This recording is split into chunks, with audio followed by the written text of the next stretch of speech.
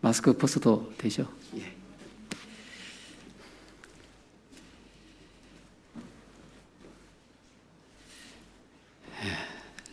주님 안에서 평안하셨습니까? 이제 5년 만에, 만 5년 만에 처음 단상에서 보는 것 같습니다. 한국에서. 예, 제가 해남 지역은 처음이고요. 그 후원교회로 연결되어 있다 보니까 제가 방문을 하고요. 또 선교되는 상황을 소식을 전해드리기 위해서 이렇게 방문하게 됐습니다. 제가 해남교회 인상은 오기 전에 인상은 시골이니까 다 그렇겠지 저는 생각을 하고 왔는데요. 어제 교회당에 도착을 하고 또 건물 안으로 들어오는 순간부터 깜짝 놀랐습니다. 수준이 시골 수준이 아닌 거죠.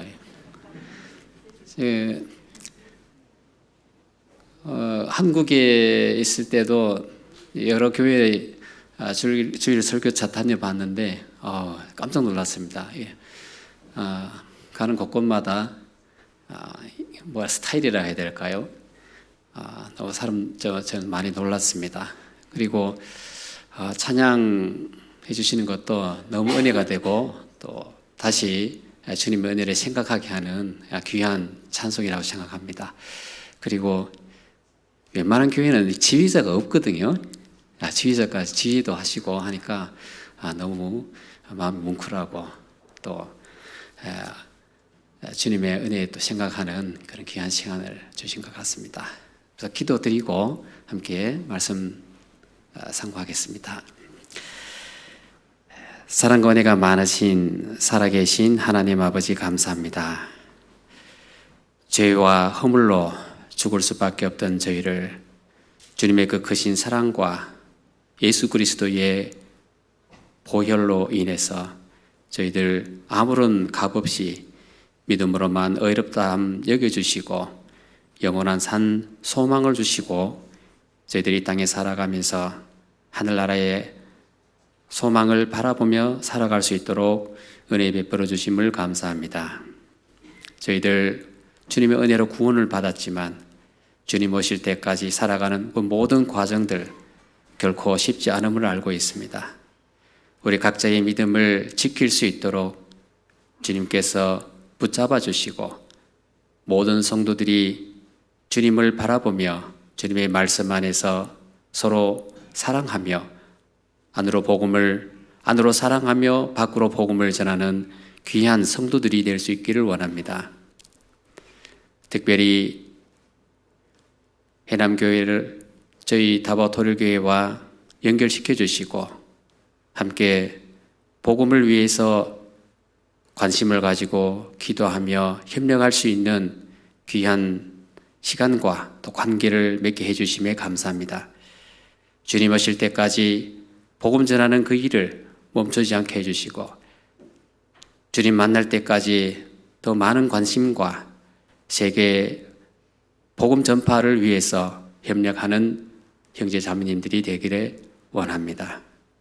오늘 이 시간 저희들에게 주어진 모든 시간이 헛된 시간이 되지 않게 해주시고 하나님의 말씀을 통해서 우리가 어떻게 복음을 담대히 전해야 되는지 또 선교지에서 어떻게 복음을 전하고 교회 안에서 온전케 하는 그 소식을 전하고 또 받아들일 수 있는 귀한 시간이 되기를 원합니다.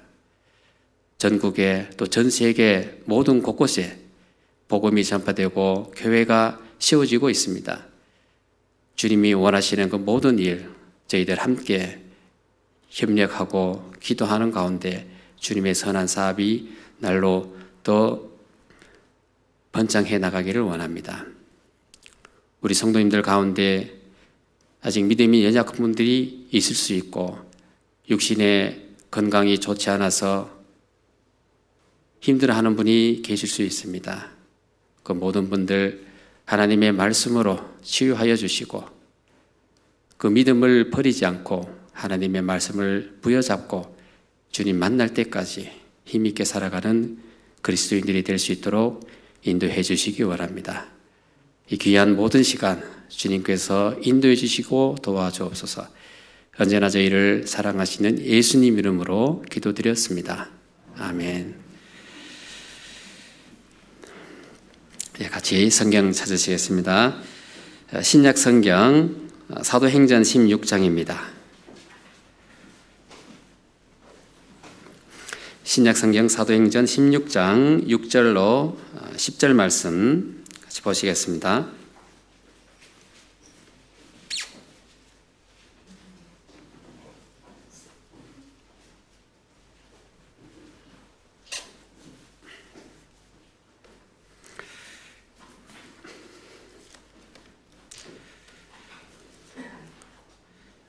사도행전 16장 6절로 10절 말씀을 같이 읽어보도록 하겠습니다. 성령이 아시아에서 말씀을 전하지 못하게 하시거늘 부르기아와 갈라디아 땅으로 다녀가 무시아 앞에 이르러 비두니아로 가고자 애쓰되 예수의 영이 허락지 아니하시는지라. 무시아를 지나 드로아로 내려갔는데 밤에 환상이 바울에게 보이니 마게도냐 사람 하나가 서서 그에게 청하여 가로되 마게도냐로 건너와서 우리를 도우라 하거늘 바울이 이 환상을 본 후에 우리가 곧 마게도냐로 떠나기를 힘쓰니 이는 하나님이 저 사람들에게 복음을 전하라고 우리를 부르신 줄로 인정함이라.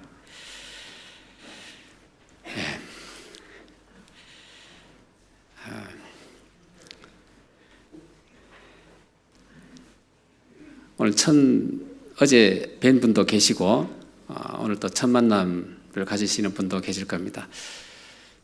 저는 고향이 경북입니다. 경북 군위군인데요. 대구 근처에 있습니다. 시골에서 태어나서 자랐고 중학교까지는 시골에서 공부를 하다가 고등학교부터는 대구에서 공부를 했습니다. 대구에서 자취를 하면서 저희 교회와 연결되었고 복음을 깨닫고 첫 학예 수양회는 1986년도에 참석을 했었다가 이제 교제에 잘 붙지 못하다가 93년도 군 제대를 하고 난 다음에 다시 말씀을 듣고 그 이후로 쭉 교회 안에서 교제를 하고 있습니다.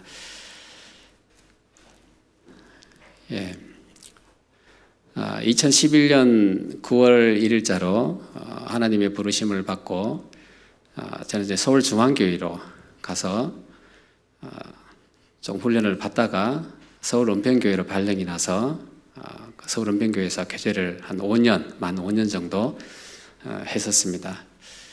그리고 2017년도 1월 말인가 2월 초쯤 될 것 같아요. 그때 설날이었는데요. 2016년도에 필리핀 방문을 계획을 세웠습니다. 거기에 이제 동기들이 몇 명 있어서 같이 교제하기를 원한다고 해서 단순하게 교제를 하기 위해서 갔었거든요. 필리핀에 가서 여러 상황들을 이제 보고 또 교회를 같이 돌아보고 신방도 하고 한 2개 교회와 또 1개 선교회를 이렇게 돌아보면서 하나님께서 제 마음을 많이 열어주신 것 같습니다. 해외에 선교하라고 하는 그런 강렬한 성령의 이끄심을 느끼게 되었고 국내보다는 해외에서 전도를 해야 되겠다라는 마음을 먹고 굳히고 한국으로 이제 다시 돌아왔습니다. 사실 저는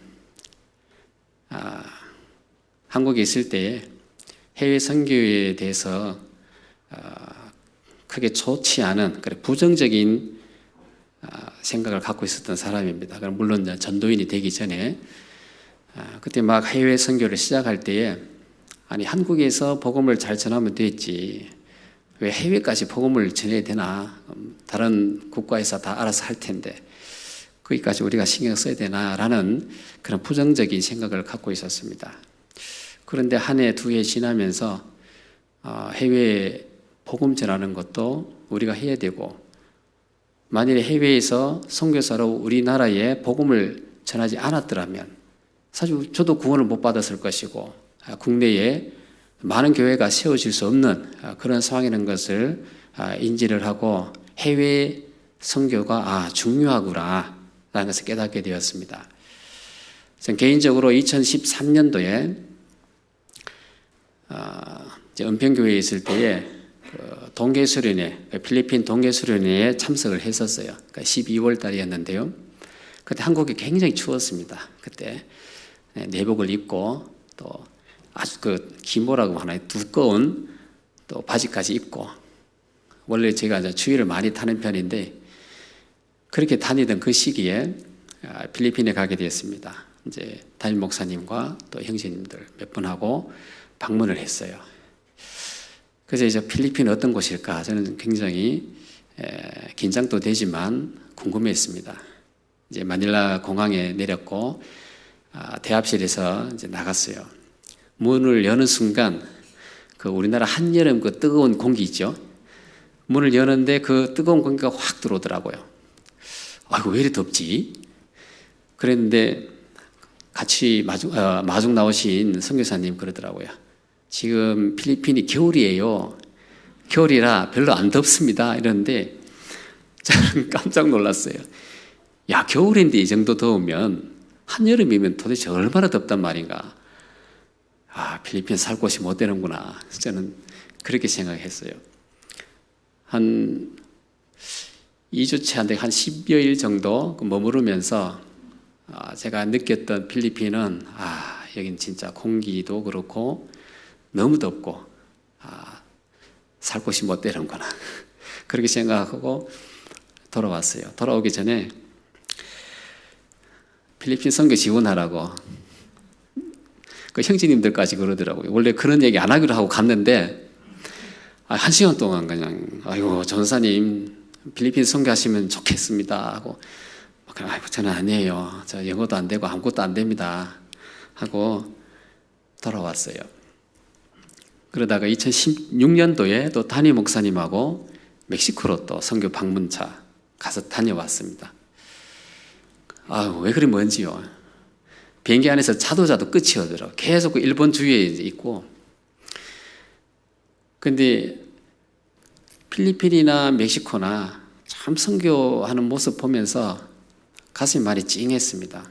제가 이제 한국에서 물론 이제 부사역자로 있으면서 있었던 그런 생활들하고 해외에 나가서 선교사님들이 살면서 복음 전하는 모습하고 완전히 조금 다르다라는 생각을 했거든요.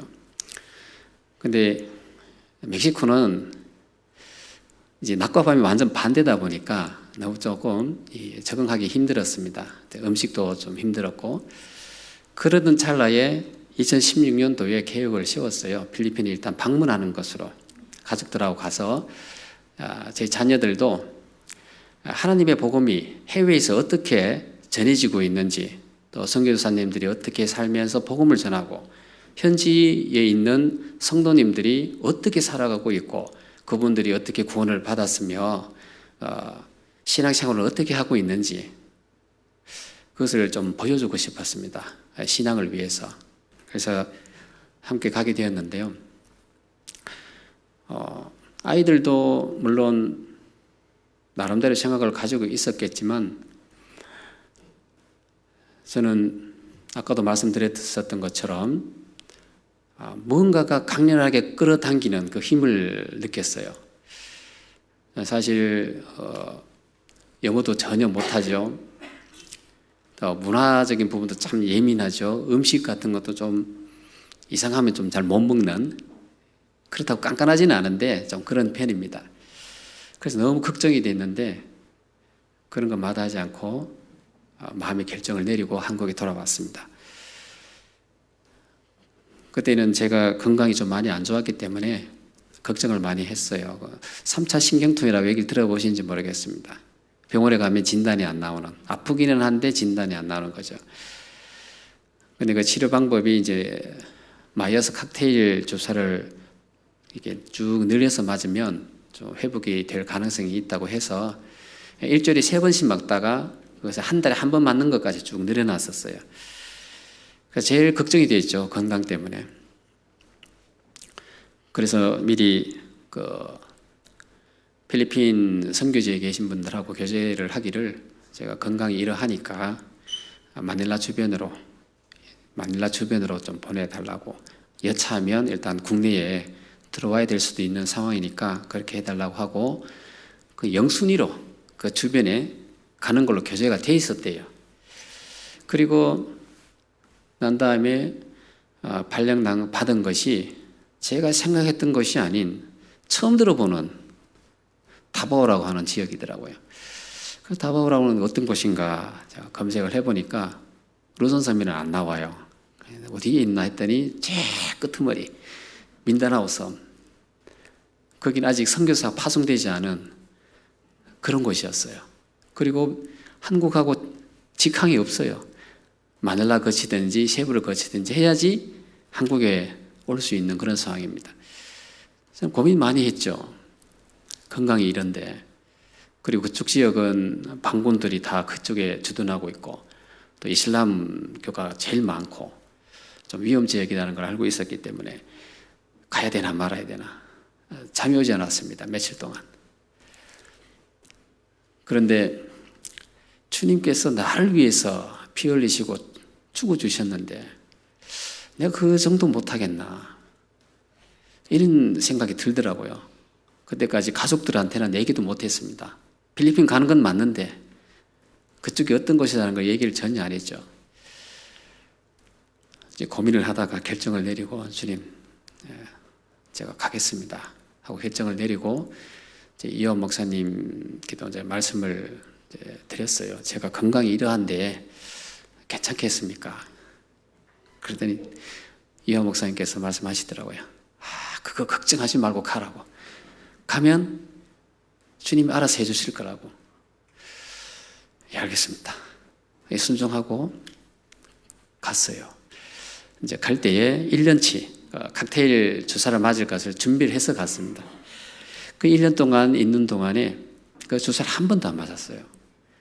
그 통증을 느껴보신 분은 아시겠지만 딱 머리 반쪽만 아프거든요. 완전. 그런데 처음에 그 통증이 몰려오기 시작할 때 좀 쉬다가 이제 샤워하면서 막 이렇게 그 열기도 식히고 이렇게 했었어요. 그런데 생각난 게 비타민 C가 통증을 완화시키신다라는 얘기가 생각이 나더라고요. 그래서 깔라맛이라고 들어보시나 모르겠습니다. 예, 필리핀에는 흔한 것이 깔라맛입니다. 거기 레몬의 100배입니다. 비타민 C 함유량이. 그게 생각이 나서 얼른 깔라맛시를 준비해서 그 즙을 짜서 물하고 희석해서 하루 종일 며칠을 그것만 마셨어요. 그랬더니 통증이 가라앉고 아직까지 아무런 문제 없이 5년 동안 칵테일 주사 한 번 안 맞고 지금 견디고 있어요. 아무 문제 없습니다. 이것이 주님 은혜구나. 순종하고 주님의 복음을 위해서 갔더니 하나님께서 이런 육신적인 축복도 주시는구나 또 깨닫게 됐죠. 어찌됐건 주님께서 주시고자 하는 그 모든 은혜를 저는 받게 됐던 것 같습니다. 방금 읽으신 그 말씀 보면 사실 복음 전하는 데도 보면 내 생각과 다른 경우가 많아요. 물론 우리 형제 자매님들도 전도하다 보면 그런 거 많이 느끼실 겁니다. 주님이 원하는, 또 원하지 않는 건 아니지만 그쪽 지역 사정에 따라서 복음이 잘 전해지지 않는 그런 경우도 있고, 어떤 경우는 복음이 참 잘 전해지는 그런 것도 있습니다. 그러니까 민다나오 섬 자체는 복음이 그렇게 잘 전해지는 지역은 아니에요. 어쨌건 주님께서 그것이 복음을 전하라고 이제 보내주셨고, 마게도나로 건너와서 우리를 도우라. 이 말씀 구절이 저에게는 필리핀으로 그 바다를 건너와서 복음으로 그 영혼들을 도와주라는 그런 메시지로 다가옵니다. 그래서 바울이 이 환상을 본 후에 우리가 곧 마게도냐로 떠나기를 힘쓰니, 주님의 일에 있어서 머뭇머뭇하는 것은 아니라고 봅니다.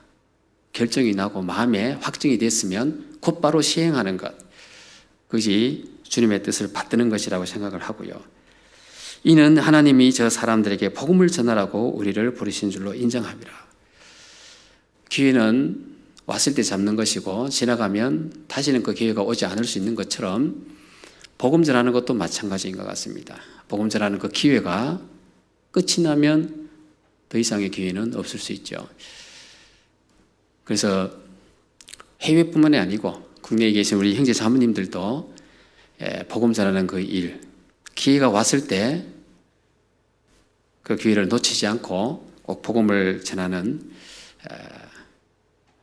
그런 성도들이 됐으면 좋겠고요.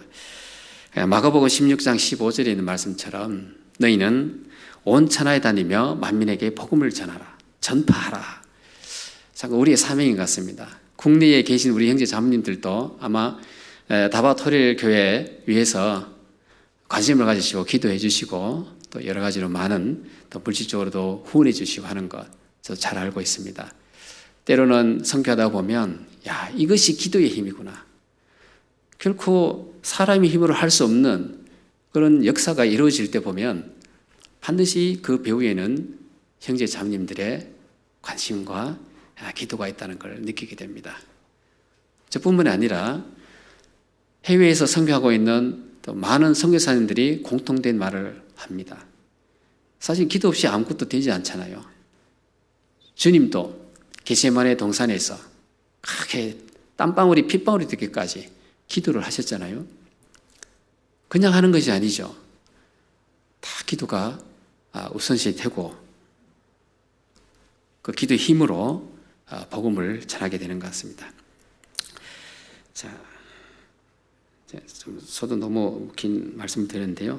필리핀 좀 소개를 드리겠습니다. 아시는 분은 아시겠지만 아마 모르시는 분도 계실 것 같아서 좀 소개해 드리겠습니다. 필리핀은 한 1억 2천만 명이 조금 넘을 겁니다. 그 인구가 살고 있고요. 대부분 집중된 지역이 이게 루손섬입니다. 여기 이제 루손섬이고요. 루손섬 여기까지 연결되어 있습니다. 이렇게. 여기 파란 색깔이 루손섬이고, 여기 이제 포함되어 있는 또 다른 섬입니다. 이 지역이 비콜이라고 또 다르게 이름을 부르기도 합니다. 여기가 마닐라고요. 여기가 루손 중부, 여기 북부, 이렇게 저희들이 부르고 있습니다.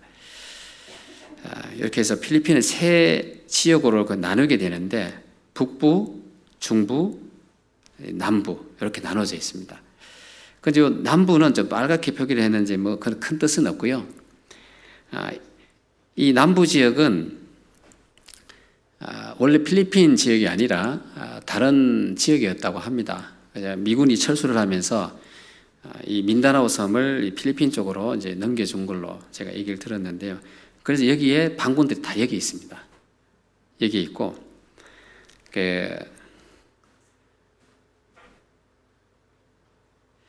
중부에 여기 이제 비사야 지역이라 그러고요. 민다나오는 여기는 루손 섬의 중심은 마닐라 시티고요. 그리고 비사야 지역에는 세부 시티가 중심이고 민다나오는 다바오 시티가 중심이 되어 있습니다. 그래서 태풍의 영향권을 제일 많이 받는 지역이 이쪽입니다. 그 뉴스에 많이 접하시죠. 어떤 분이 연락을 주기도 하시더라고요. 이번에 필리핀에 많은 비 피해가 있다고 하는데 괜찮냐고 이렇게 얘기하시는데 이쪽 남부 지역은 전혀 태풍이 없는 지역입니다. 여기는 태풍이 이쪽에서 만들어져서 이렇게 가든지 이렇게 올라가는 그런 코스이기 때문에 제가 5년 동안 있으면서 태풍을 그리고 경험한 적이 없습니다. 근데 다른 지역에 계신 선교사님들은 태풍이 지날 때마다 많이 힘들어 하십니다. 어떻게 보면 좀 축복이라고 생각이 듭니다. 그리고 일조량이 많고 비가 자주 내려요.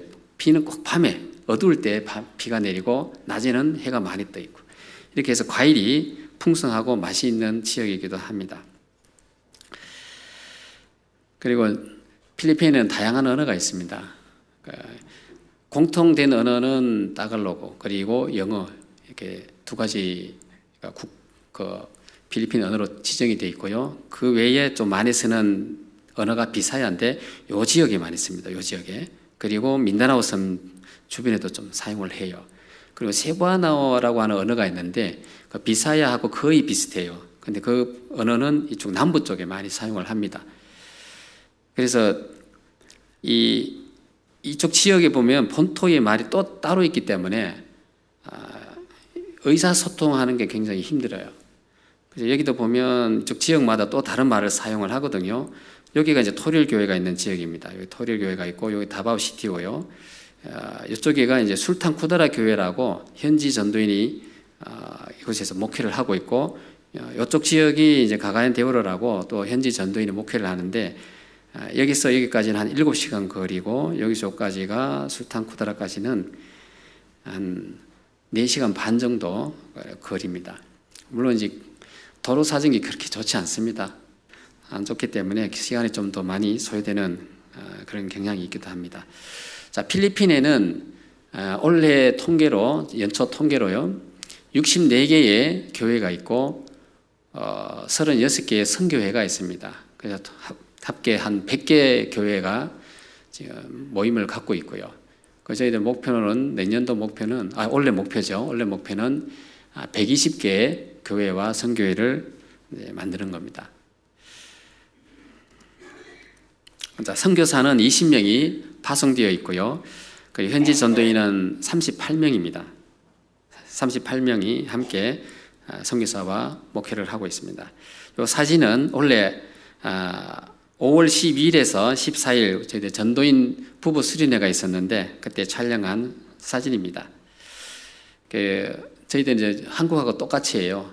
전도인 수련회를 매년 5차례 하고 부부 전도인 수련회를 한 번 하고 코비드 기간에는 온라인 화상으로 이렇게 교제를 하고 그렇게 했습니다.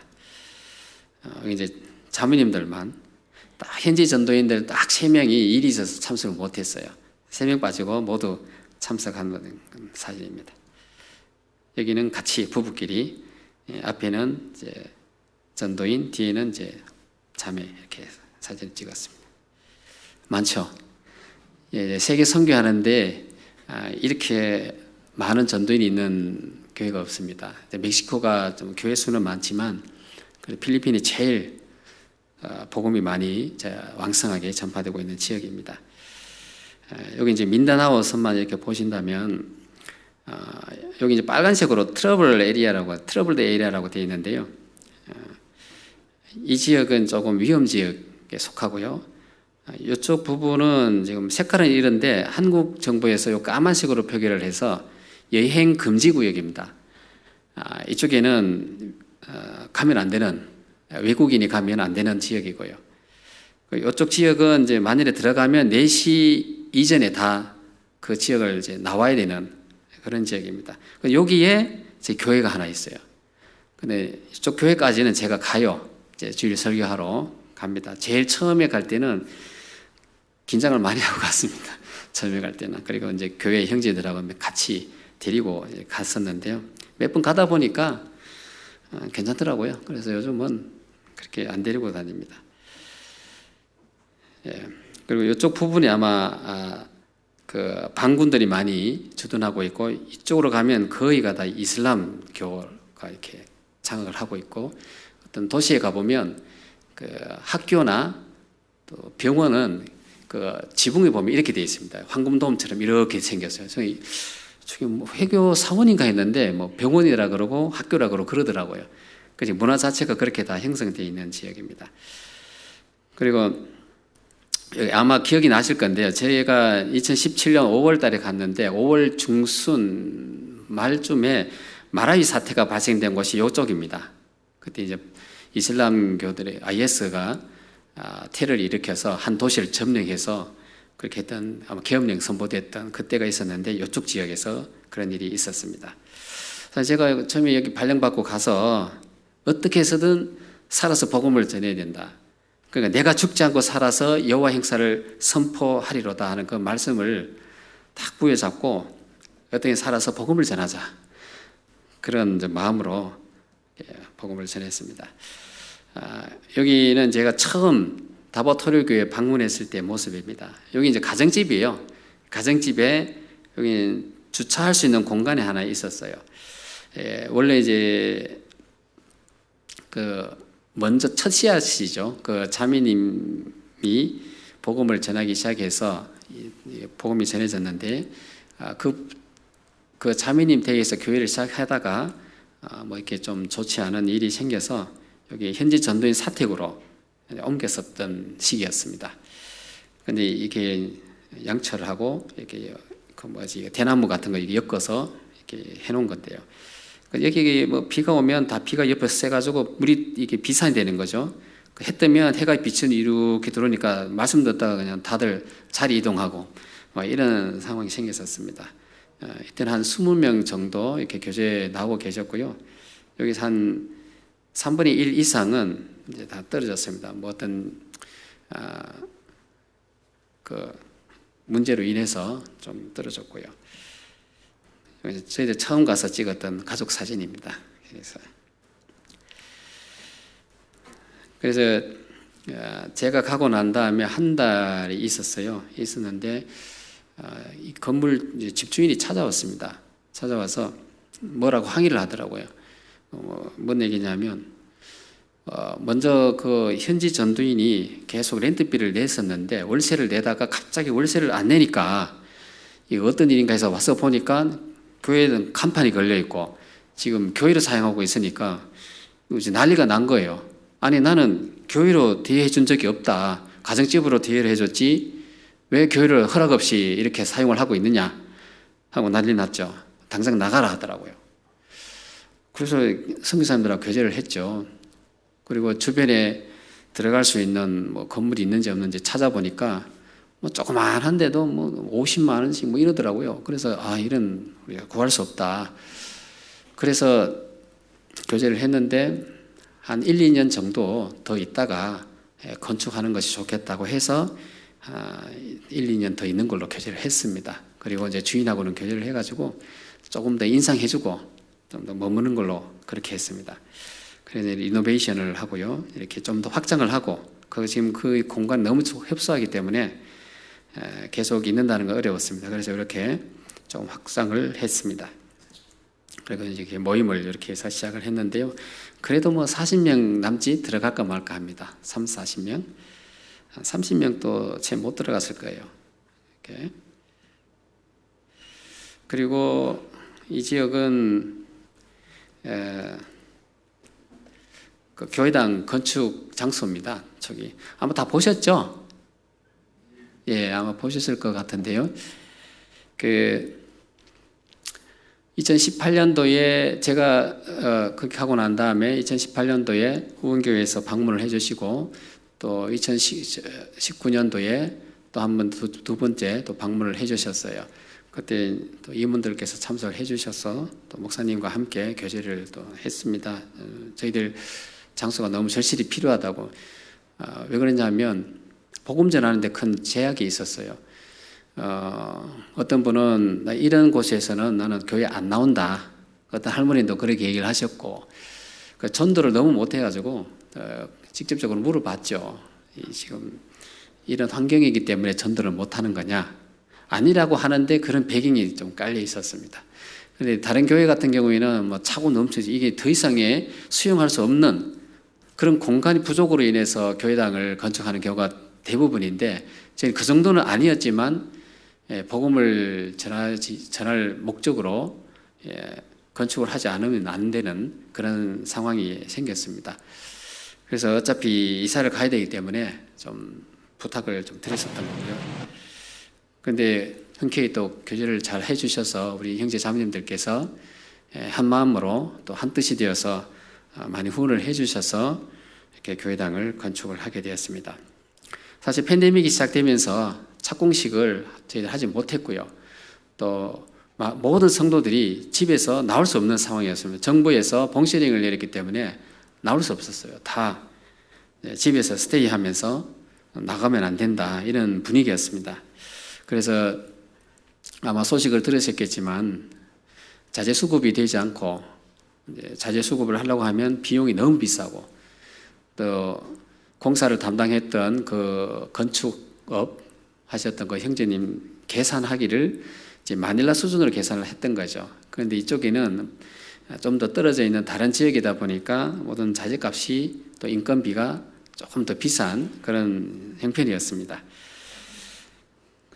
달러 가치도 그렇고 너무 높아져 있고 뭐 여러 가지로 좀 어려운 상황이었지만, 그래도 주님께서 그 모든 것을 잘 해결할 수 있도록 도와주셨습니다. 자, 이렇게 뭐 그냥 아시는 거니까요, 간략하게만 보여드리겠습니다.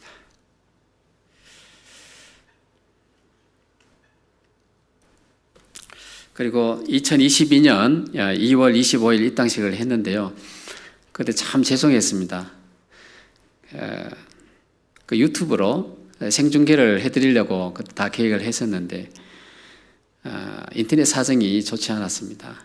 이게 시그널이 끊겨가지고 방송을 해드리지 못해서 참 죄송스럽고요. 그 이후에 녹화했는 걸 좀 올려드렸는데 보셨는지 모르겠습니다. 주님 은혜 가운데 무사히 입당식을 잘 마쳤습니다.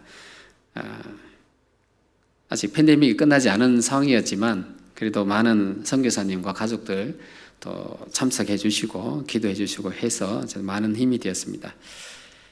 그때 당시에 찍은 사진입니다.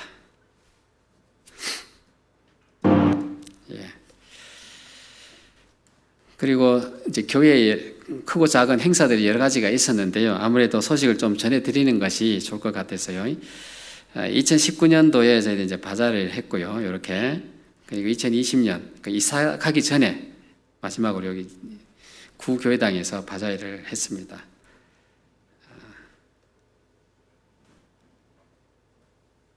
한번.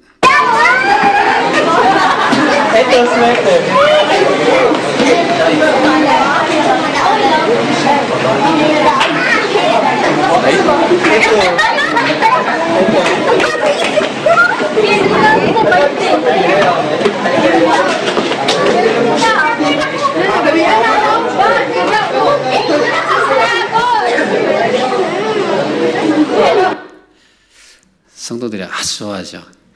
필리핀에도 한류 열풍이 불어가지고요.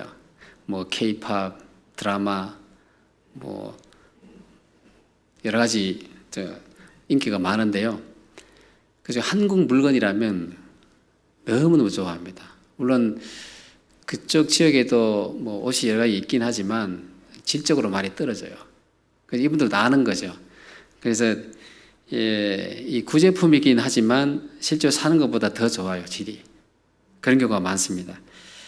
그래서 이렇게 기뻐하는 것입니다. 그리고 팬데믹 기간에 성도들 이제 구제하는 거 사진이 워낙 많은데요. 그냥 간단하게 몇 장만 이렇게 준비를 했습니다. 다 보여드리지 못하고요.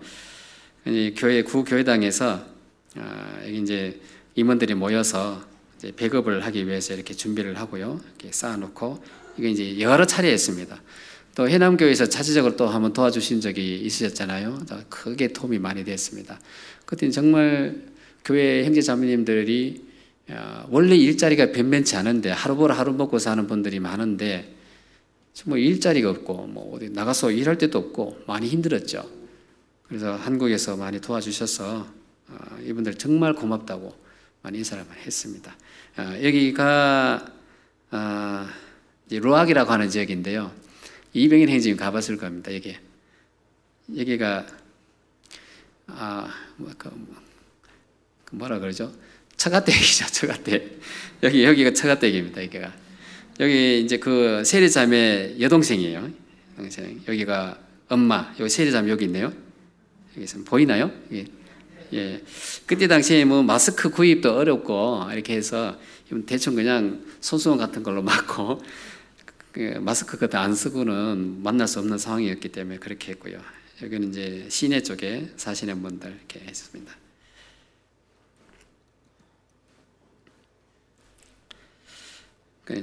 그리고 여기는 이제 청년 수련회 했던 사진인데요. 2018년도 청년들 수련회를 했습니다. 1박 2일로 했거든요. 여기 이제 그 다음 날에는 야외에 나가서 이렇게 게임도 하고 음식도 그때 삼겹살 준비해서 처음으로 맛을 보여준 것 같습니다. 그리고 이제 복음 전하는 지역이 지금 여러 곳으로 이제 확산이 되는데요. 대표적으로 그냥 제네럴 산토스 쪽에 복음을 전했던 사진만 좀 올렸습니다. 이곳이 아까 말씀드렸던 것처럼 서쪽으로 한 4시간 반, 시내에 가면 한 3시간 반이네요. 3시간 반 거리에 있는 그 교회입니다. 그쪽 지역입니다.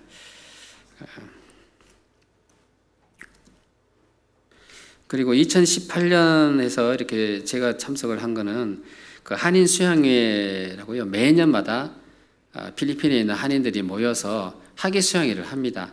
이때는 그 필리핀에 살고 있는 한인들을 위주로 복음을 전하기도 하지만 한국에 계신 분들도 전도를 해요. 예를 들어서 그 한국에서 복음을 전하는데 이게 전도가 잘 안 되는 분들이 계시잖아요. 그분들은 이제 관광차 필리핀에 갑니다. 그래 가서 그 시기를 맞추는 거죠. 학예 수양의 날짜를 맞춰서 앞으로 하든지 뒤로 하든지 대부분 앞으로 먼저 오셔서 마음을 좀 열어드리고 그러고 난 다음에 전도 집회 참석을 하는 거죠. 그렇게 거기서 이제 숙박을 계속 하면서 말씀 듣고 상담하고 이렇게 해서 마음 문이 열려서 돌아가시는 분도 계시고 그곳에서 구원을 받고 돌아가시는 분도 있고 그렇습니다. 그래서 이것은 한국에서 전도 여행을 목적으로 한 포함이 되어 있는 그런 전도 집회라고 보시면 되겠습니다. 매년마다 하거든요. 그리고 어린이들도 전도 집회를 이렇게 별도로 하고요. 그때 성인들 집회하는 걸 제가 사진을 못 찍어갖고 삽입을 못했습니다. 누군지 아시죠? 예, 유승용 집사님인데 여기 전 잘 모르겠더라고요. 뭐 연예인이라고 하시는데 같이 사진을 찍었습니다. 같이 오셨고 이제 오실 목사님 오셔가지고 전도 집회를 해주셨어요. 그 이제 학예 수양회를 하면 한국에 계신 이제 원로 목사님들, 유명 목사님 이렇게 초빙을 해서 전도 집회를 합니다. 저번 그 다음 해에는 노진구 목사님을 모시고 이렇게 했고요. 그 2018년도에 차를 이렇게 하나 마련해 주셔가지고 정말 귀하게 사용을 하고 있습니다. 이거 보면 그냥 트럭이에요. 트럭에 이렇게 이걸 얹어요. 요거는 이제 미쯔비시 회사에서 이렇게 만들었는 건데 한국의 포터라든지 봉고 뭐 이런 거 있죠. 트럭. 그런 거 이제 수입해 와서 이렇게 얹습니다. 이렇게 얹으면 이렇게 이제 박스카가 되는 겁니다. 이렇게 문을 열고 들어가면 우리 아마 타보신 분이 계실 거예요. 이 차 이제 장점은 사람들이 옆으로 이렇게 앉거든요. 군용 트럭처럼 옆으로 이렇게 앉게 돼 있고 짐도 많이 실을 수 있고 아주 다용도로 귀하게 사용을 합니다. 너무나 감사드립니다. 예. 그리고 이제 성도 교제의 밤은 매년 한국과 똑같이 그렇게 하고 있습니다. 뭐 교회마다 하는 날짜는 조금씩 다른데요. 저는 이제 24일 날 24일인가 저 기억이 안 나는데 이렇게 하고 있습니다. 처음에 청년회 디자인을 참 꾸며보라고 했더니 처음에 무당집 만들어 놓은 줄 알았어요. 완전히 이렇게 아니 디자인을 그렇게 할 게 없나, 한국 문화를 모르는구나. 그런데 이제 말은 못 하겠더라고요. 이렇게 해서 식사도 하고 2018년도 이렇게 했습니다. 봉사회, 어머니회, 청년회, 또 애들까지 해서 이렇게 다양하게 뭐 사진은 다 넣지는 못했고요. 가족 단위로도 또 이렇게 특송도 하고 그렇게 하면서 보냈습니다. 2019년도 성도 교제의 밤도 봉사회, 어머니회 이렇게 해서 교제를 가졌습니다. 이때는 청년에서 연극을 아주 잘 만들었어요.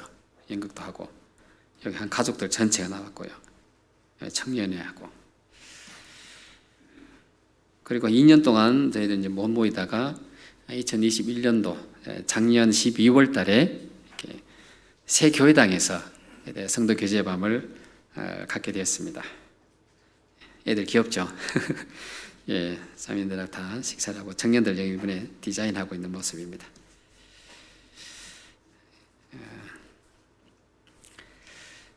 애들 이제 재롱잔치 그리고 봉사회, 어머니의 찬송 부르는 Bible tells me so. Little ones do hear me low. They are weak, but He is strong. Yes, Jesus loves me. Yes, Jesus loves me. Yes, Jesus loves me. The Bible tells me so. Jesus loves me, He who died, heaven's gate to 교회학교 open 교사님. wide. He will wash away my sin when His little child come in. Yes, Jesus loves me. Yes, Jesus loves me. Yes, Jesus loves me. The Bible tells me so. Yes, Jesus loves me. Yes, Jesus loves me. Yes, Jesus loves me. The Bible tells me so. The Bible tells me so. 귀엽죠? 예. 예, 이제 청년들하고 이제 구역별로 이렇게 특성한 내용이고요. 예. 그 필리핀에는 그런 문화가 있더라고요. 각 교회마다 그 성도 교제밤 되면 서로 선물을 준비를 해서 선물 교환하는 그런 행사가 있습니다. 작년까지는 했는데요. 이제 올해는 안 하려고요. 너무 많아갖고 이제 숫자가 이제 많아지다 보니까 시간이 너무 많이 걸리더라고요. 이건 이제 하계 수양회 한 겁니다. 다바 토릴 교회가 민다나오 섬의 중심 교회이기 때문에 저희들이 다 계획을 세우고 다 모든 걸 준비를 합니다. 어머니라든 봉사에 다 준비를 해야 되거든요. 근데 이제 형제 자매님들이 일을 참 잘해요. 2018년도에는 한 2개 교회가 연합해서 하계 수양회를 했습니다. 여기 이제 숫자가 많은데요. 대부분 그 술탄 쿠다라시라고 하는 지역에서 많이 오셨어요. 그 이제 봉고차로 한 6, 7대씩 이렇게 대절해서 옵니다. 근데 거기는 언어가 완전 달라요. 따갈로그도 안 되고 비사야도 안 되고 이상한 데 일롱고라고 하는 언어를 사용하거든요. 근데 이거 처음에 왔는데 보니까 다 자기들끼리 얘기하고 집중도 안 하고 이러더라고요. 아, 이거 뭐 말씀 관심이 없는 분들만 데려왔나? 뭐 이랬더니 그 언어를 이해 못하니까 딴짓 하는 거예요, 그냥. 그래서 나중에 안 돼서 이제 현재 전도인 중에 한 분이 이제 일롱고를 하는 분이 있어서 그분만 그룹으로 이렇게 상담을 시키고 이렇게 했었습니다. 그리고 이게 이제 2019년도 하계 수양회 했는데 여기는 2018년도에는 이제 리조트를 빌려서 했고요. 여기도 마찬가지로 리조트를 빌려서 했습니다. 이때는 이제 3개 교회, 제일 북쪽에 있는 가가인데오로 교회까지 합쳐서 왔어요. 그때 그쪽 교회에서는 차가 한 5대 정도 왔는데요. 너무 거리가 멀고 다니는데 힘이 들어서 이제 2022년도부터는 북쪽, 남쪽도 나눠서 이렇게 했습니다. 그래서 저희 교회당에서 했어요. 그러니까 한국에서 하는 것처럼 그 앞쪽에 이제 주차장이 있는데 주차장에 그 대나무로 다 기둥을 세우고 이제 파레트로 바닥을 다 이렇게 깔고 그리고 실버맷 깔고 뭐 그리고 갑바죠. 갑바 깔고 이렇게 해서 임시 숙소를 만들어서 가설로 해서 숙소를 만들었습니다. 그 보니까 저는 걱정을 많이 했거든요. 어떻게 이걸 감당을 할까? 좀 많은 인원을 수용을 해야 되는데 뭐 숙소는 없지. 근데 참 기도 가운데 모임을 가지고 어떻게 해결할 방법을 찾아보니까 또 이분들은 다 거기에 아이디어가 나오더라고요. 그래서 교제해서 만들었습니다. 이제 사진은 제가 준비를 못했는데요. 거의 한국에서 하는 거 똑같다고 보시면 됩니다. 그 안에 이제 선풍기 달고 전등 달아주고 이렇게 해서 이번 하계 수양회 잘 치렀습니다.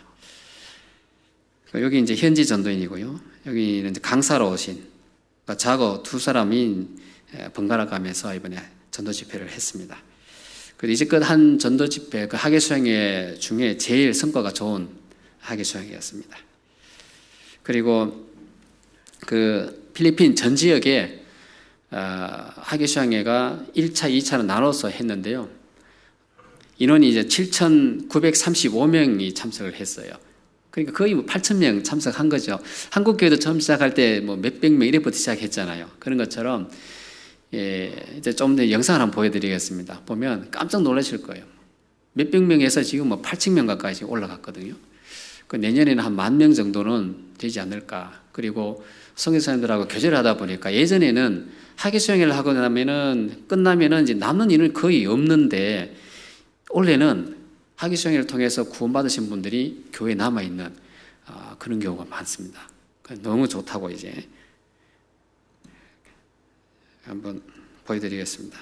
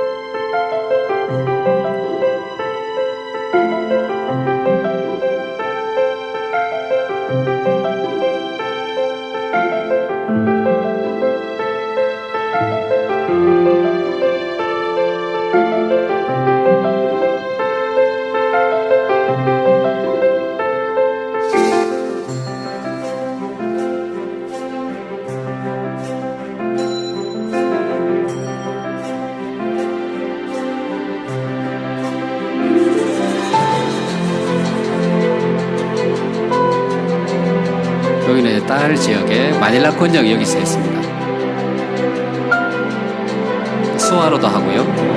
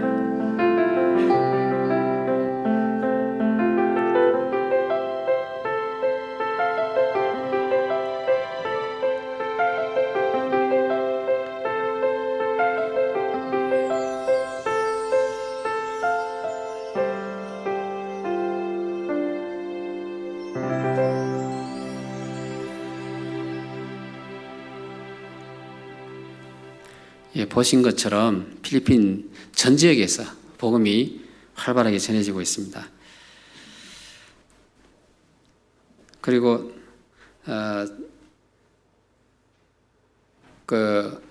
이번 학예 수양회 때 저희 교회에서도 또 여러 다른 지역에 있는 분들이 또 참석을 하고 제가 여기 한국으로 들어온 그때 그 시기에도 자체적으로 DVD 전도 집회를 하는 곳이 있거든요. 그러니까 이제 그분들이 사실 TV가 없어요. 볼 수 있는 TV가 없어서 저희들이 이제 준비를 해서 USB에 DVD 말씀을 넣어서 주면 그분들이 그걸로 이제 집회를 하고 지금 필리핀은 그런 방법으로 지금 복음을 좀 많이 전하고 있습니다. 데살로니가 후서를 한번 보시겠습니다.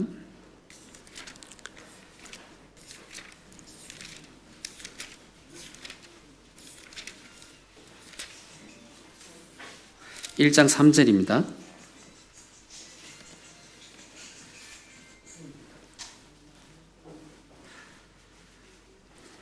예, 데살로니가 후서 1장 3절 제가 읽어드리겠습니다. 형제들아, 우리가 너희를 위하여 항상 하나님께 감사할지니 이것이 당연함은 너희 믿음이 더욱 자라고 너희가 다 각기 서로 사랑함이 풍성함이며.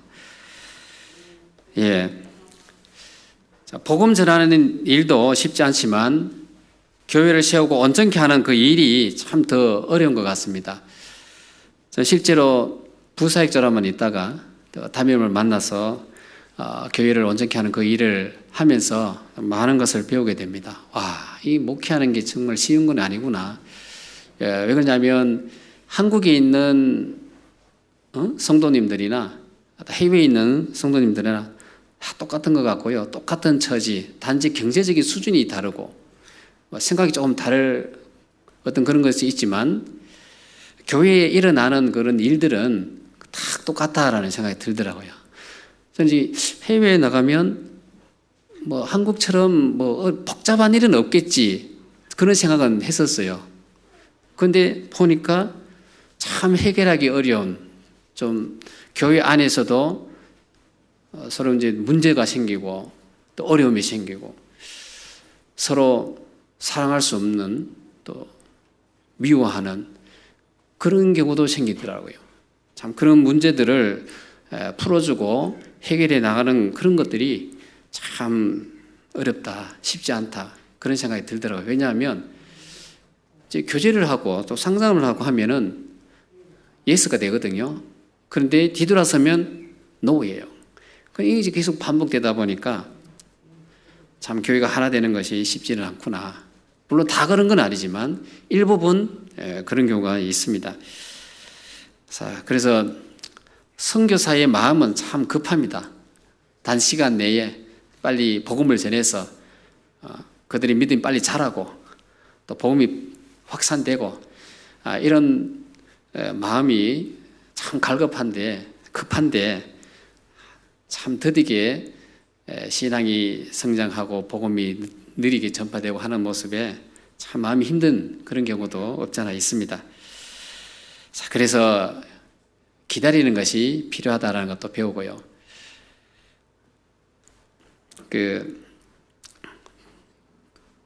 그런 모습을 보면서 이런 경험을 한 적이 있어요.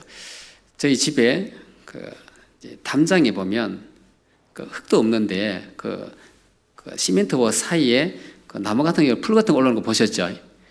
근데 그거 보면 제가 유심히 지켜봤어요. 한 달이 됐든 두 달이 됐든 거기 뭐 빨리 자라지는 않죠. 근데 거기 나무더라고요. 나무인데 어느 날 이제 비가 자주 안 온 그 시기가 있었는데 이파리가 하나 둘 떨어지면 마르더라고요.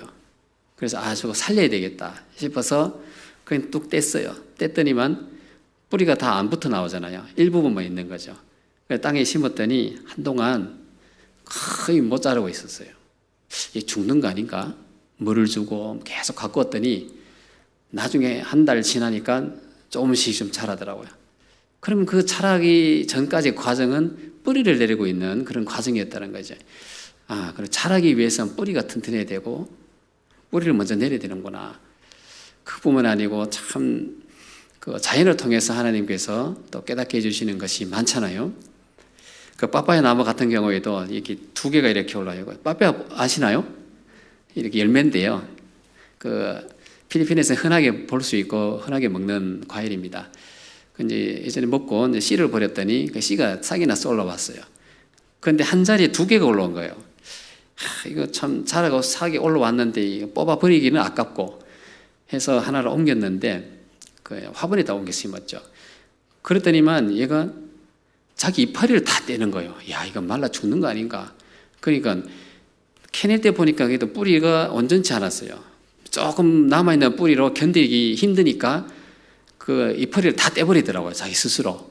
떼버리고 뿌리가 조금 이게 성장해, 이게 견고해지니까 잎이 위에서부터 새로 나오기 시작하더라고요. 그게 쭉 성장하면서 처음에는 이파리가 요만했다면 성장하면 할수록 이파리가 커져요. 지금 그 이파리가 이만하거든요. 잎이 이만큼이에요. 이게 믿음이구나. 정말 구원을 받고 그 뿌리를 교회에 깊이 내리기까지, 하나님의 말씀 가운데 깊이 내리기까지 성장 속도는 느리겠지만 뿌리가 온전해지면 믿음이 성장하는 것. 그게 눈에 보이죠. 그리고 먼저 구원받으신 분들 이렇게 보면 보이잖아요.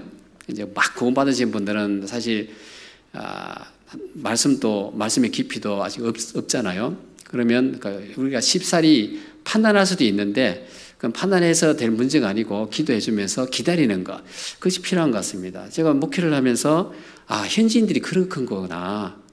이분들이 정말 복음을 받았지만 믿음의 속도가 느리기 때문에 판단해서 안 되겠구나. 아직 뿌리가 견고하지 않기 때문에 그렇구나. 뿌리를 좀 더 견고하게 해주는 것이 필요하겠다, 이런 생각을 가지게 됩니다. 그리고 뿌리가 견고하지 않으니까요, 어떤 조그마한 문제만 생기면 먼저 하는 게 교회 안 나오는 겁니다. 이제 말씀할 때도 그래요.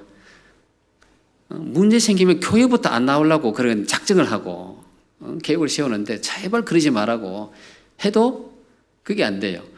근데 선교사하고 직접적인 문제도 있을 수 있겠죠. 본의 아니게 그런 일도 있을 수도 있지만 또 성도들 간의 관계 가운데 트러블이 좀 생기면 안 나와버리니까 또 신방 가서 또 얼레고 달래고 똑같아요. 그래서 그런 모습을 보면서 또 이렇게 생각나더라고요. 그래서 이제 집에 이렇게 처막 밑에 물이 떨어지고 물이 고여 있으면 1년 내내 여름이니까 1년 내내 모기가 있어요. 그러니까 모기가 자라는데 이 모기는 유충이 물 속에서 자라잖아요. 물 속에서 자라다가 이게 부활해서 밖으로 나오면 더 이상 모기는 물 속에 못 들어가잖아요. 물 속에 다시 들어간다는 건 죽음을 의미하는 건데 구원받은 그리스도인도 그런 것 같습니다. 다시 옛사람으로 돌아가는 것은 신앙생활을 포기한다는 것은 마찬가지예요. 물론 그분이 구원받았다 할지라도 신앙생활은 주님 오실 때까지 해야 되는 건데, 기다림 가운데 믿음 안에서. 근데 성도님들 보면은 저희 교회 그 믿음을 포기하는 분들이 여럿이 있고 쉽게 포기한다는 거죠. 말씀을 좀 더 부여잡고 뿌리를 깊게 내리는 것이 정말 필요하겠다라고 생각이 듭니다. 녹스는 새는 기름칠을 계속 해줘야 되잖아요. 녹을 슬지 않게 하려면. 그런데 그리스도의 말씀으로 기름칠을 해야 되거든요. 녹을 제거하려면 부지런해야 됩니다. 말씀을 읽고 기도하고 모이고 전도하는 것. 믿음이 강한 자가 교제에 딱 붙어 있는 거죠. 그것도 하나의 진리인 것 같더라고요. 그걸 깨달았어요. 이분들이 정말 믿음이 강한 자가 교회 끝까지 남아 있는 거구나. 그렇습니다. 그래서 선교지에 가면 참 여러 가지를 경험하게 되고 또 재미있는 에피소드도 있고 그래요. 물론 이제 그분들과의 관계 또 유지하는 것도 참 필요하고 예전에 2019년 초에 이제 수요일마다 이제 말씀을 듣는데요. 저희 가족들은 집에서 수요 말씀을 따로 듣습니다. 그래서 저는 혼자 교회당에서 현지 성도님들과 함께 수요 말씀 참석을 하는데요. 그러나 이제 거의 끝나갈 무렵에 아주 큰 지진이 일어났어요. 막 지진이 일어나더니 정전이 다 돼버린 거죠. 근데 암흑이에요. 그래서 이거 안 됩니다. 오늘 그냥 정전 이게 복전이 안 되니까 일단 집으로 가자고 하고 다 집으로 갔어요. 그래서 저는 이제 그 시내에 가까운 데 살고 있는 청년 자매를 매일은 아니죠. 모임 있을 때마다 태워왔다가 태워주고 이렇게 했었어요. 근데 뒤에 태우고 이제 가고 있는데 전화가 왔어요. 그런데 한 자매가 전화가 와서 막 저한테 얘기하다가 운전하고 있으니까 뒤에 자매 바꾸래요. 자매 바꿨는데 큰일 났대요. 그냥 무슨 일이냐니까 이바큐에이트라고 막 그건 처음 들어보는 말이에요. 그때 그게 뭔데 그랬는데 막 발을 안에 앉아갖고 발을 동동거리 큰일 났다는 거예요. 그게 쓰나미 얘기를 하는 거예요. 쓰나미. 쓰나미 오는가 보다. 그러니까 지금 빨리 대피해야 된다고 난리 났어요. 그래서 자기 부모님한테 가서 부모님 구해야 된대요. 이 쓰나미 오니까. 난 집에 가야 되는데, 집에도 가족들이 있는데. 그래서 제가 이제 집에 전화해서 대피하라 하려고 전화를 했는데, 그건 완전 불통이에요. 전화가 안 돼요. 제가 운전하면서 계속 전화했죠. 안 돼요. 야, 큰일 나. 저는 속으로 걱정되죠. 분명히 모르고 있을 텐데, 쓰나미 오면 그냥 가족들 다 죽는다. 그러니까 거기 해변에 가까워요. 거기 도시가 해변가에 이렇게 형성되어 있다 보니까. 근데 쭉 가다 보면 이렇게 가면 시내 이제 저희 집 가는 쪽이고 그 자매 집으로 가려면 옆으로 내륙으로 들어가야 되거든요. 완전 다른 방향이에요. 그래서 기도했습니다. 주님, 이 일을 어찌해야 됩니까? 성교하러 왔는데 이거 가족들 다 죽이게 생겼습니다. 이거 어찌해야 될까요? 지금 자매 부모님 구하러 가야 될까요? 그냥 무시하고 그래서 가족들 구하러 가야 될까요? 기도가 많이 되더라고요. 그런데 선교사가 이러면 되나? 희생해야지. 이 나라 사람들 전도하려고 그 마음 먹고 왔는데 내버려두면 되나? 알았다 가자고. 그러고 기도했습니다. 쓰나미 오면 저희 가족들 데려가시면 어쩔 수 없고요. 순교입니다. 그러니까 순교했다라고 생각하고 갔어요. 갔는데 그냥 그 부모님은 한석고 안 나오겠다는 거예요. 왜 나오냐? 그 자매 혼자 나왔어요. 부모님은 안 나온대요. 자매는 자기는 피해야 되겠대요. 아니 부모님 놔두고 가겠다고 그냥 자기는 살아야 되겠대. 그래가지고 집 뒤에 보면 좀 높은 산이 하나 있어요. 그래 이제 올라가려고 했는데 이제 연락이 됐어요. 집에 가족들 연락이 됐는데 빨리 피해라고 지금 쓰나미 온다. 지금 빨리 피해라. 그런데 여권 돈 몇 푼 챙겨갖고 이제 나왔어요. 그런데 그 동네 조용하더래요. 그런데 길가에 나와 보니까 온데 차가 그냥 주차장 되어버린 거예요. 움직이지도 못해. 다 산에 올라가려고. 난리 났어요. 그런데 이제 나중에 연락이 왔는데 목사님 그거 잘못된 정보랍니다. 이런 웃지 못할 에피소드가 있었어요. 그때 토릴 교회에 있는 그 토릴에도요 난리가 났었어요. 오토바이 옆에 장착한 사이드카 장착했는데 거기에 짐 싣고 가족들 타고 그냥 그 필리핀에서 제일 높은 산이 있어요. 그 바로 뒤에가 다 산에 올라간다고 난리 났었대요. 그 다음 날 조사해가지고 그 허소문 퍼뜨린 분 잡았대요. 잡아갖고 들어갔답니다. 아이고 다행이네. 어쨌건 다행이네. 큰일 날 뻔했다. 이제 하나님이 우리 그냥 데려가시겠냐. 선교 아직 할 일 많이 남았는데 그렇게 생각을 했습니다. 하나님이 해주시는 것과 또 사람이 해야 되는 것이 분명히 있습니다. 하나님이 각 개개인의 심장을 뛰게 해주시는 것. 이거 사람이 힘으로 하는 게 아니죠. 스스로 심장을 뛰게 할 수 있는 분이 아무도 없잖아요. 하나님이 해주시는 거거든요. 그런데 숨 쉬는 것은 각 개개인이 해야 됩니다. 숨 안 쉬면 어떻게 해야 돼요? 안 되잖아요. 그런 것처럼 하나님이 선교의 문을 다 열어주셨습니다. 복음을 전하는 것은 우리가 해야 되거든요. 선교사 혼자 하는 게 아니라 또 한국에 계신 우리 여러 형제 자매님들이 같이 하는 겁니다. 그게 복음 전하는 일이에요. 그리고 주님께서 우리에게 주신 그 방향이라는 게 있잖아요. 복음 전하는 거, 그 방향. 그 방향을 잃으면 안 됩니다.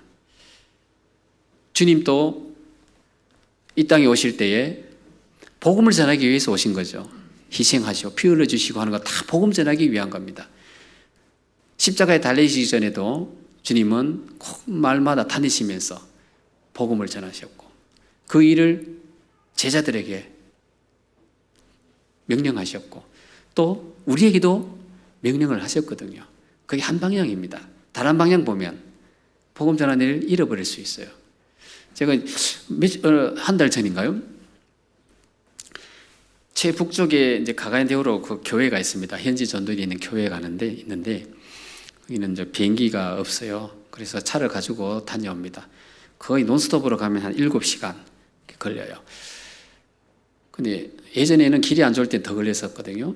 그래서 거기 다녀오는 길에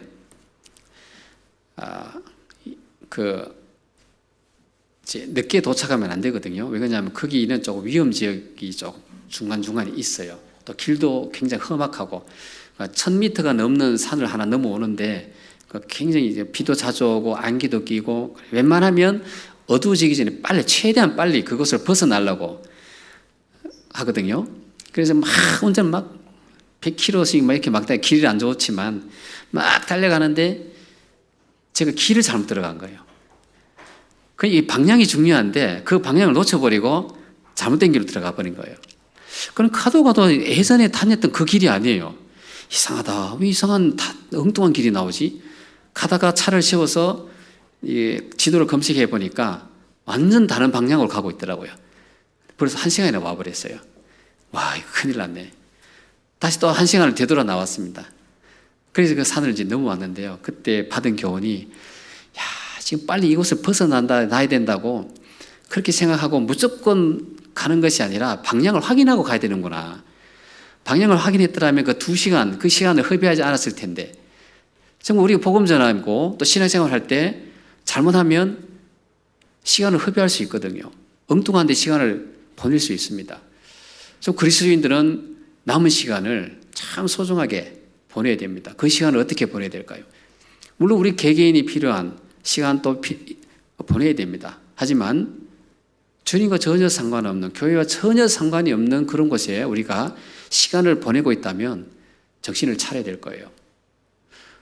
해외에서 복음 전하는 선교사님들이 아마 다 같은 생각일 겁니다. 다른 쪽 돌아볼 여유가 없어요. 딱 보고 복음 전하고 교회 세우는 일, 그 일을 잘해야 되고 만약에 선교사가 방향을 잃어버리고 다른 쪽으로 바라보게 된다면 그 복음 전하는 일 중단될 수도 있어요.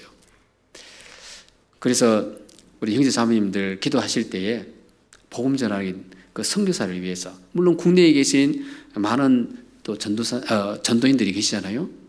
또 형제 자매들을 위해서도 기도하지만 선교사를 위해서 기도를 좀 많이 해주셔야 됩니다. 특히 후원교회 후원하고 있는 저희 교회 저를 위해서라도 많이 해주시면 좋겠습니다. 왜 그러냐면 저도 그 큰 섬에 혼자 있거든요. 5년째 혼자 있어요. 그런데 그 2년 가까이 전도인 수리를 못하고 한국에서 선교사 지원하는 분도 거의 지금 한정돼 있고 그래서 계속해서 현지 전도인을 훈련시키고 해서 양성하긴 하지만 선교사가 있어야 될 곳이 있는데 없어요. 그 제가 몇 번 하소연하듯이 얘기를 합니다. 이 큰 섬에 혼자 있는 게 지금 외롭고 또 같이 교제해야 될 분이 필요한데 선교사 좀 보내달라고 그렇게 요청을 하는데요. 없대요. 사람 보낼 분이 없대요. 그래서 참 5년 동안 지금 6년째 원래 6년째 똑같은 그 지역에서 있습니다. 그래서 기도가 아니 선교사 한 분 우리 그 섬에 와서 함께 교제했으면 좋겠다. 그런 마음을 가지고 있습니다. 그리고 지금 다바오 토일교회가 중심교회라 그랬잖아요. 이제 민다나오 섬의 중심이었는데 이제 이 주변에까지 복음이 지금 전해지고 있습니다. 너무 감사한 거죠. 제가 이곳 파송될 때 이것만 보고 간 것이 아니라 전 지역에 다 복음을 확산해야 된다는 그런 마음으로 갔기 때문에 참 바라던 바인데 이제 열리기 시작했어요. 다바오 시티에 지금 성교회가 하나 있고요. 물론 이제 성도 수는 몇 명 되지 않아요, 아직. 그리고 다바오 토릴에서 다바오 시티 성교원이 있는 데까지가 한 40분에서 차가 조금 막히면 50분 거리입니다. 여기 비행장이 있거든요. 비행장까지 가는 거의 1시간 걸려요. 그리고 다바오 시티에서 이 빠나보 시티까지는 1시간 10분 정도 소요됩니다. 그 여기에서 까르멘 시티까지가 한 10분간 정도 걸려요. 그 여기에 우리 성도님들 한 가정 그리고 형제님 한 분 이렇게 살고 있고요. 까르멘도 한 가정이 있고요. 그 여기는 이제 학생들이 살고 있습니다. 여기서 산토 토마스는 한 군 읍이라고 보시면 됩니다. 산토 토마스 읍이 한 4명 정도 학생들 4명 있고 여기서 여기까지는 한 30분 거리고 여기서 여기까지가 또 30분 거리예요. 여기 아센션이라고 여기도 군 단위입니다. 읍내인데 여기 이번에 좀 거기 저 직접 가서 라이브로 전도 집회도 하고 했거든요. 여긴 나중에 이제 선교회로 아마 선교로 아마 될 것 같아요. 그 이제 여기 이제 내년에 자립을 계획으로 지금 복음을 전하고 있습니다.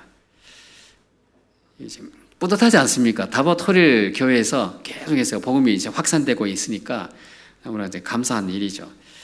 사실 이쪽 지역 특성상 이분들의 성향이 다르기 때문에 복음 전하는 게 쉽지는 않지만 그래도 하나님께서 계속해서 복음문을 이제 열어주고 계십니다. 빌립보서 한번 보시겠습니다. 마지막으로 한번 빌립보서 말씀 보시겠습니다. 빌립보서 1장 27절입니다.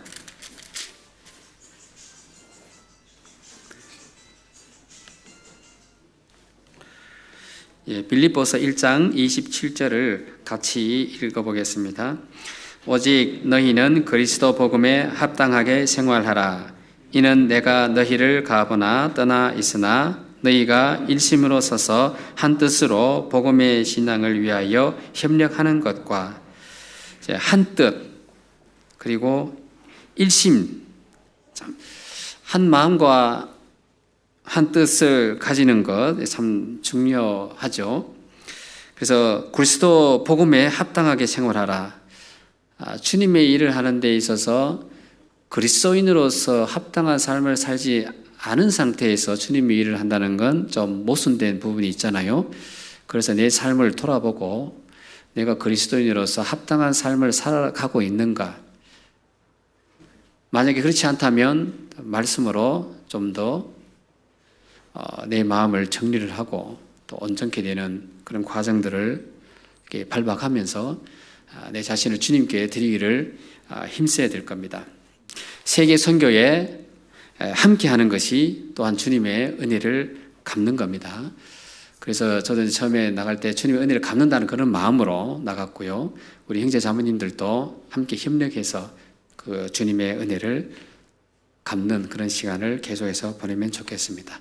그래서 복음이 더 널리 전파되도록 기도해 주시면 감사하겠습니다. 말씀 여기까지 하겠습니다. 일단 선교지에서 왔으니까 말씀은 항상 많이 들으시니까 선교에 대해 어떻게 지금 진행되고 있는지 또 후원하고 있는 교회에서 어떻게 지금 모임을 하고 있고 또 어떻게 되어가고 있는지 그런 소식을 좀 전해드리는 것이 필요할 것 같아서 이렇게 준비해서 좀 많이 부족하지만 이렇게 준비를 해서 말씀드렸습니다. 좀 이해가 되셨죠? 내용. 감사합니다. 기도하시겠습니다. 천지 만물을 창조하시고 인간의 생사 화복을 주장하시는 살아계신 하나님 아버지 감사합니다. 하나님 아버지, 저희들은 이 복음을 받기 전에 비참한 죄인이었고 아무런 의의 없이 오로지 지옥에 갈 수밖에 없는 비참한 죄인이었습니다. 저희들을 구원하여 주시고 주님의 몸된 교회를 이루어 주시고 저희를 통해서 복음의 역사를 이루어 가시는 주님, 저희들 주님 만날 때까지 한 사람도 이 믿음에서 떨어지는 일이 없도록 하여 주시고 주님 한번 바라보며 그 믿음이 더 온전케 되어 주님이 우리에게 맡기신 복음의 사명을 이루어 나가며 살아가게 도와주옵소서. 이쪽 해남 지역에 아직 이뤄진 영혼들이 많이 있습니다. 저희들을 주님의 도구로 사용해 주셔서 담대하게 복음을 전하고 교회를 더 온전케 하는 그 일을 감당해 나가게 도와주옵소서. 그리고 담임을 맡고 계신 황국진 목사님 지혜와 능력을 더하여 주셔서 교회가 하나가 되고 주님의 올바른 교회로서 성장하는 데 꼭 필요한 말씀들로 채워주셔서 이 해남교회가 전도인과 임원들과 모든 성도들이 한마음 한뜻이 되어 복음의 신앙을 위해서 협력할 수 있길 원합니다. 비록 저희들이 복음을 전하는 데 여러 가지 많은 장애가 있고 핍박이 있다 할지라도 그것을 능히 기쁨으로 받아들이고 주님을 만나는다는 그 기쁨 가운데에 남은 인생 주님을 위해서 합당하게 살아가게 도와주옵소서. 오늘 이후에 있는 모든 일정도 주님께서 일일이 주관해 주시기 원합니다. 언제나 저희를 사랑하시는 예수님 이름으로 기도드렸습니다. 아멘.